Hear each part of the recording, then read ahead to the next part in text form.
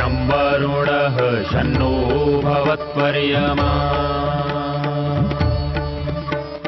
शन्न इन्द्रो बृहस्पतिः शन्नो विष्णुरुक्रमः ॐ शान्ति शान्ति शान्तिः।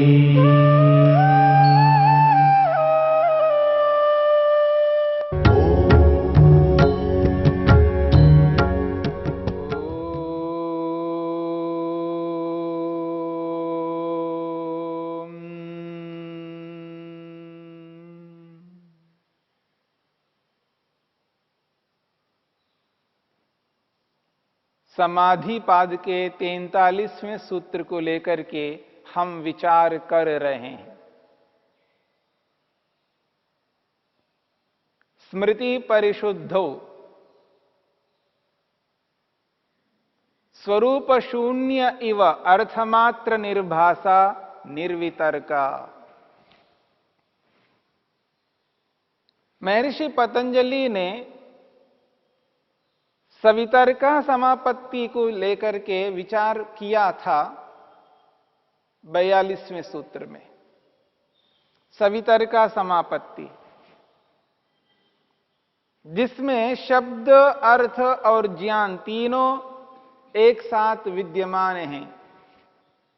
अर्थात योगाभ्यासी जब पहली बार समाधि लगाता है उस स्थिति में योगाभ्यासी जिसका प्रत्यक्ष दर्शन करता है उस प्रत्यक्ष दर्शन में तीन प्रकार का बोध एक साथ हो रहा होता है। वस्तु का नाम, वस्तु और वस्तु से संबंधित ज्ञान। तत्र शब्दार्थ ज्ञान विकल्पै संकीर्णा सवितर्का समापत्ति ही। अब यहां पर 43वें सूत्र में यह बात स्पष्ट की जा रही है। यहां पर स्मृति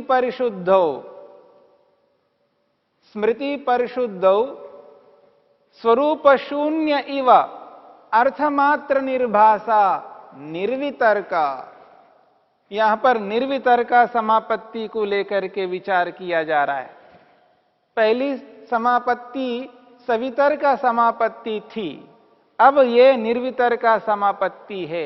निर्वितर्का नामक समाधि है। इस निर्वितर्का नामक समाधि में एक ही बोध है। सवितर्का समापत्ति में तीन बोध एक साथ हो रहे थे, इसलिए उसको संकीर्णा कहा है। और यह असंकीर्णा समापत्ति है, इसमें संकीर्णता नहीं है। यानी शब्द, ज्ञान, अर्थ तीनों घुले मिले नहीं, केवल अर्थ मात्र है। इसलिए कहा अर्थमात्र निर्भासा निर्वितर्का समापत्ति। महर्षि वेदव्यास ने इसी बात को लेकर के भूमिका में स्पष्ट किया है। यदा पुनः स्मृति परिशुद्धौ श्रुत अनुमान ज्ञान विकल्प शून्यायाम समाधि प्रज्ञायाम स्वरूप मात्रेण अवस्थितो अर्थः तत्स्वरूप आकार मात्रतया एव अवच्छिद्यते।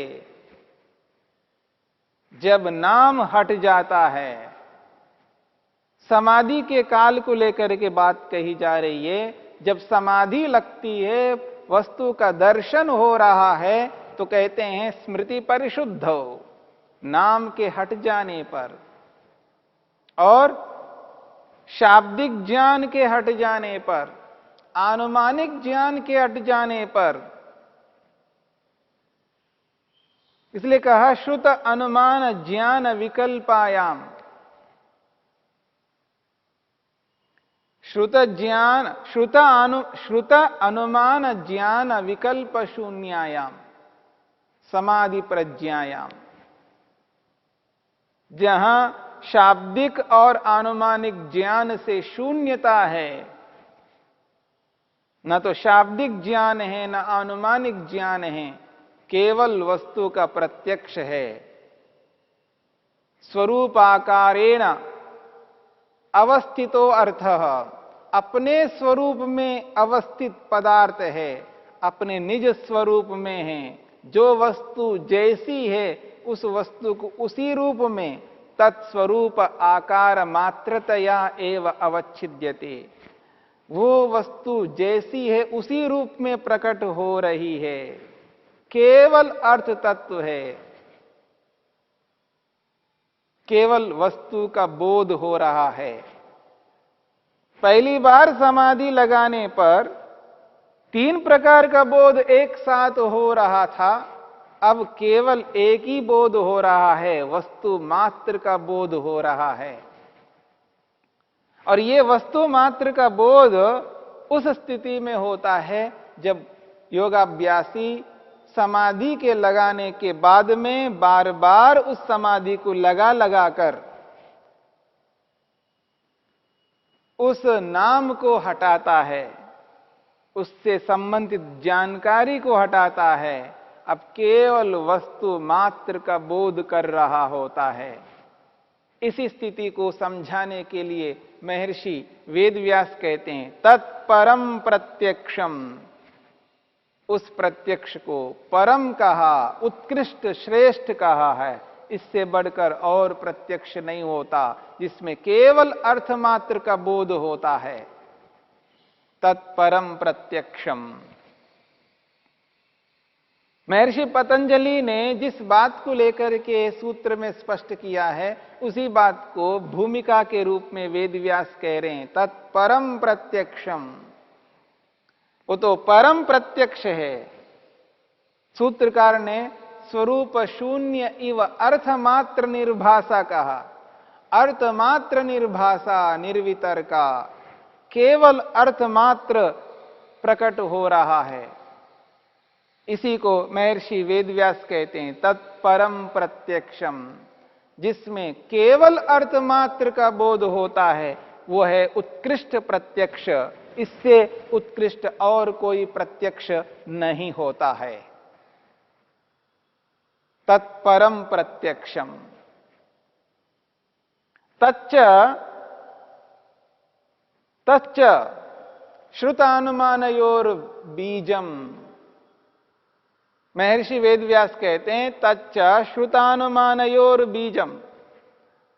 तत्परम प्रत्यक्षम, वो उत्कृष्ट प्रत्यक्ष है और वह जो उत्कृष्ट प्रत्यक्ष है वह उत्कृष्ट प्रत्यक्ष श्रुत अनुमानयोर बीजम।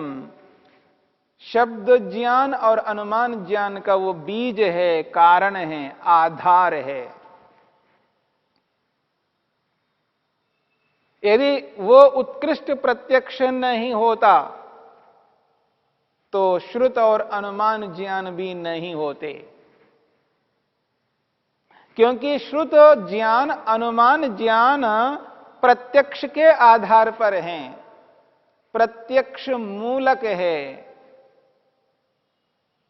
यदि कोई शाब्दिक ज्ञान करता है, शब्दों से सुनकर के जानकारी प्राप्त करता है, तो समझ लेना उसके पीछे किसी ने उसका प्रत्यक्ष किया है।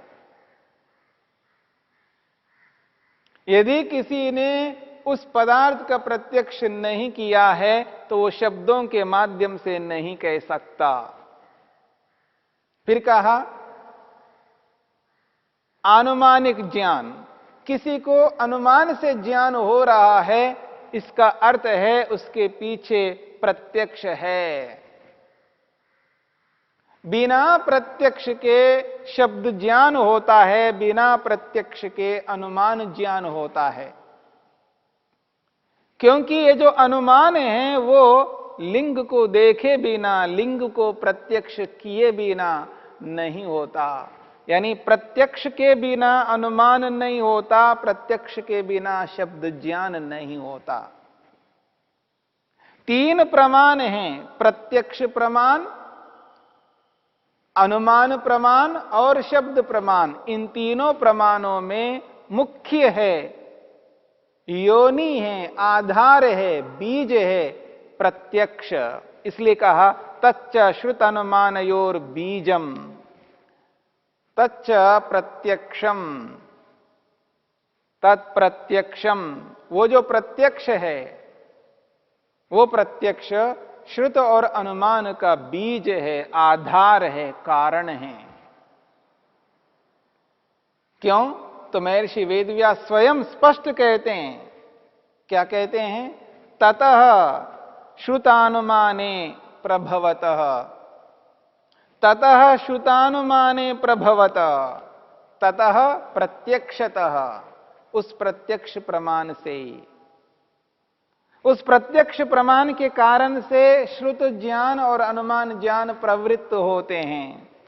संसार में जो अनुमान किया जाता है, अनुमान के माध्यम से जो भी जानकारी प्राप्त की जाती है, शब्द के माध्यम से जो भी जानकारी प्राप्त की जाती है, ये दोनों जानकारियां ततः उसी प्रत्यक्ष से प्रभवतः प्रवृत्त होते हैं।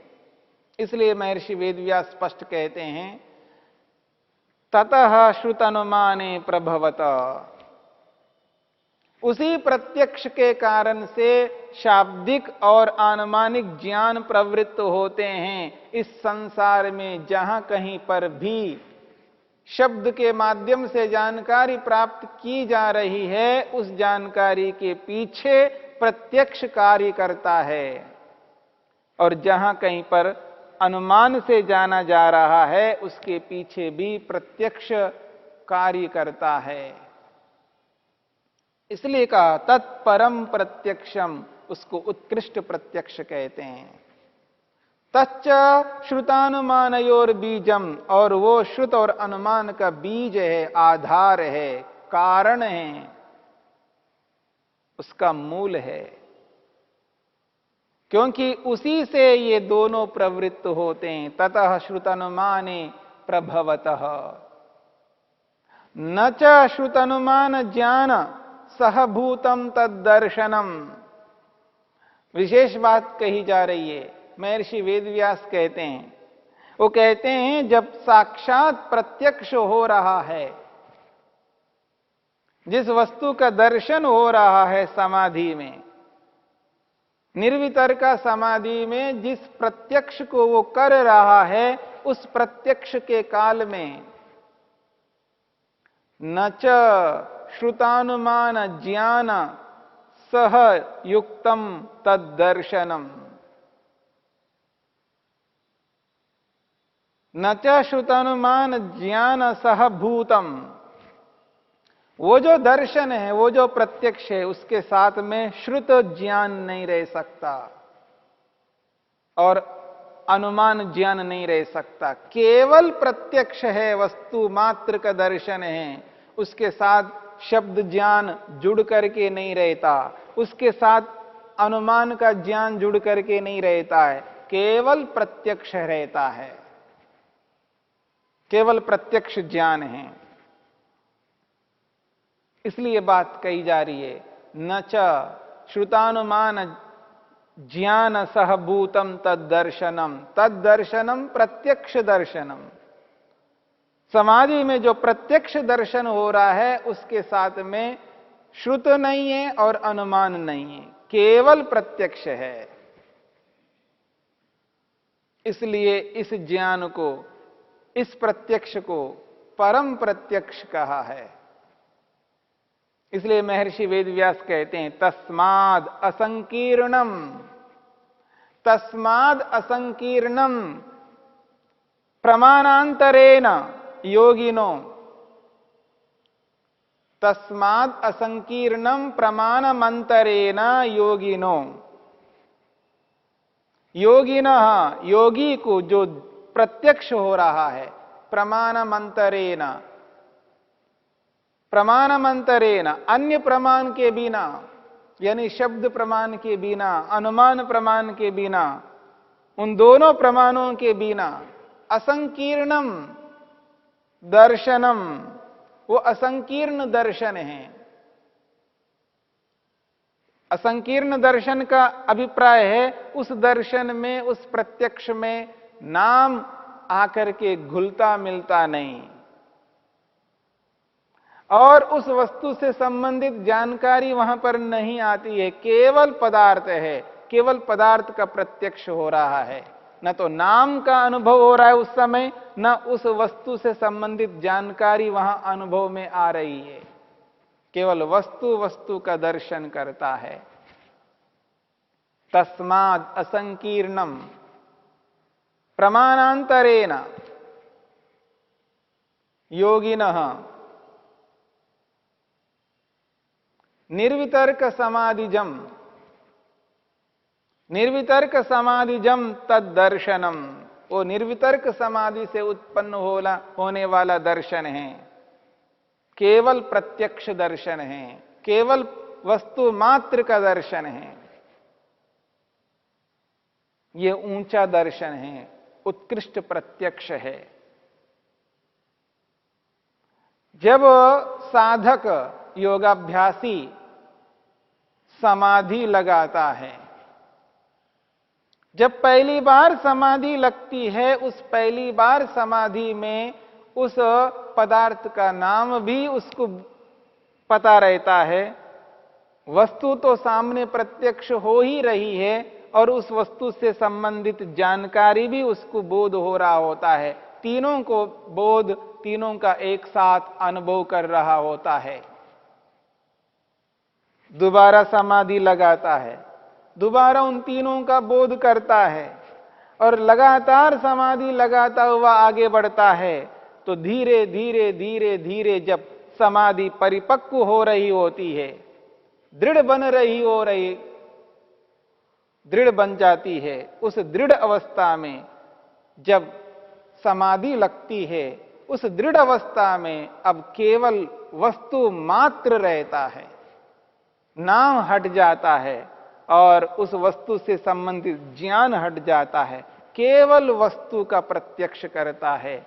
ये बार बार समाधि लगा कर, अभ्यास कर करके समाधि को दृढ़ बना लेता है और एक ऐसी स्थिति आती है जिस स्थिति में केवल वस्तु का अनुभव करता है। ना तो उस वस्तु का नाम का अनुभव करता है, ना उस वस्तु संबंधित जानकारी का बोध हो रहा होता है। बस वस्तु वस्तु है। ये है प्रत्यक्ष, ये है समाधि। और ये भी समाधि उत्कृष्ट समाधि है। इसलिए वेदव्यास कहते हैं तत्परम प्रत्यक्षम। और ऐसी स्थिति में जाकर के व्यक्ति को बोध होता है, ये है पदार्थ जिसका वो दर्शन प्रत्यक्ष करता है, जिसको साक्षात कहते हैं, जिसको हम समाधि कहते हैं, जिसको उत्कृष्ट समाधि कहते हैं। और ये जो समाधि है, कितने बार व्यक्ति मेहनत पुरुषार्थ करके, कितने बार समाधि लगा करके इस उच्च स्थिति को प्राप्त करता है, इसकी कल्पना कर सकते हैं। एक साथ अनेक ज्ञान जो हो रहा था, उसको कम करते करते करते व्यक्ति केवल एक स्थिति में रहता है, जिसको परम प्रत्यक्ष के रूप में कहा जा रहा है। केवल वस्तु का दर्शन, उस स्थिति में और कुछ नहीं रहता है, न नाम और न ज्ञान, वस्तु मात्र रहता है। यह है निर्वितर्का नामक समापत्ति।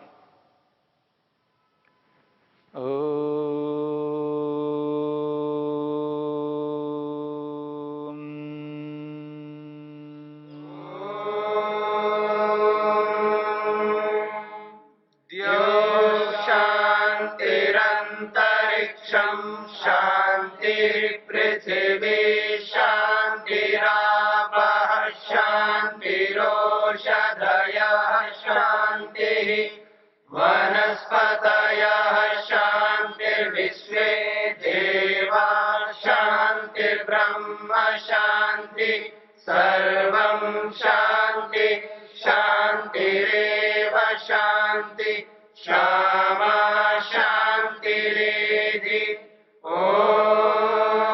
शांति शांति शांति